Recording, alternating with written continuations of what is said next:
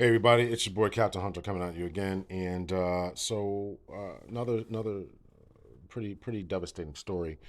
By now, we've all heard about the shooting in Alvade, I believe that's how it's pronounced, Alvade, Texas, Robb Elementary School there, with all the children being slaughtered and all that. So I wanted to take just a moment here to talk about what I think is becoming more and more apparent about the complete cluster of what the police response was. Right, my children no longer in school, but it can only be a parent's nightmare when and if something like this were to occur, and to know that the police are outside twiddling their thumbs trying to decide who's in command. Is it the border patrol? Is it the school resource officers or their district, or is it the city police? Is it the county and all that? That the investigation's underway.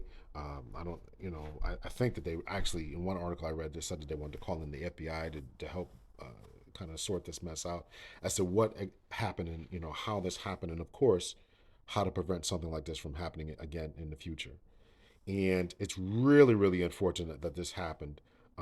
Many of the articles that I read, and I got to tell you, as a commander, use of force instructor, that this is definitely out of step, out of line with the training that has been around for 25 years, right? Since Columbine, what was that, 99 or so? 25, whatever the math is from that.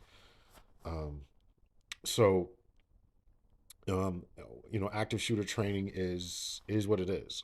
I'm not gonna obviously go through it right now, but there's a certain way of line of thinking of when officers are responding to shootings in schools, nurseries, shootings in hospitals, shootings in nightclubs, active shooter events, mass shooting events. There's a way that officers are trained to handle this.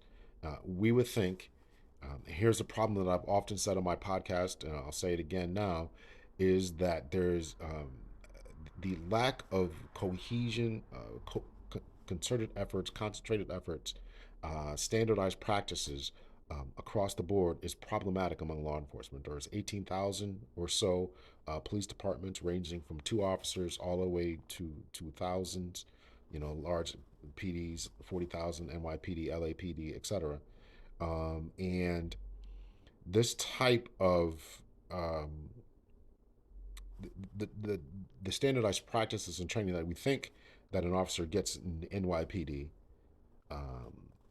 does not translate to what's going on in Texas, does not happen in Arizona, to Montana, to Maine, to Michigan, et cetera, et cetera.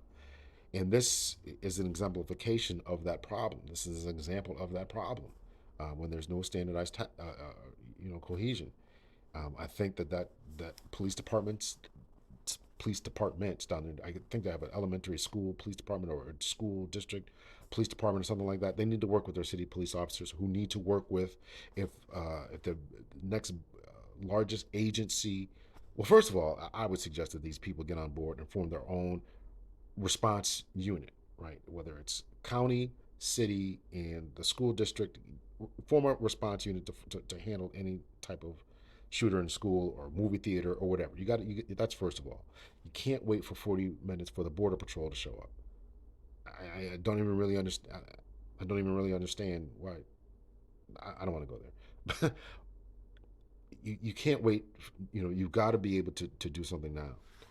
So to children, to parents of children who are in school, who are dealing with this type of thing, who are fearful of their children and the safety of their children, this is a devastating blow to their confidence in police officers' decisions to move forward, to make decisions, and everything. Now, one of the bad things about this is that police officers are held to the standard by which they are trained. Right? It's one thing to talk about best practices and standardized practices among law enforcement, professional standards, and all that.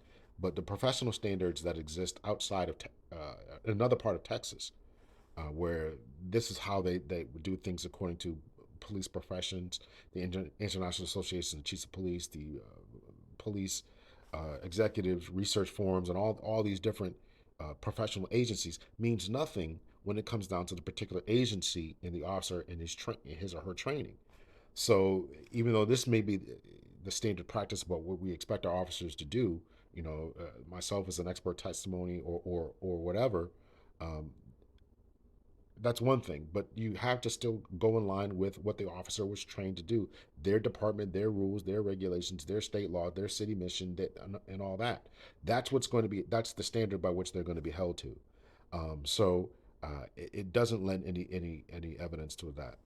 Any It doesn't lend any confidence for um, parents and even for other citizens who are out and about in their daily business to know that the police officers don't have or not acting within the best standardized practices for their profession. So that's a real big problem of one of confidence and all that. So, so I want to comment about that. I mean, there's our investigations going on. As I say, with all with everything else, there we got to wait till the investigation, the final reports come through. Times 911 call came in, how many calls were coming in, what they knew, where they knew where the shooter was, what happened with the crashing of the motor vehicle, what the first resource officers did and did not do, what he fired, how he got into the building in the first place, was it locked? All this type of stuff has to be sifted through, and we should definitely wait for final judgment to wait to hear all about all that. But I'm going to tell you right now, everything I've read so far has been out of line and out of step with the normalized, standardized practices for how police officers handle mass shootings, active shooters, and etc. So let me know your thoughts, your opinions, and all that. And as always, much love and peace.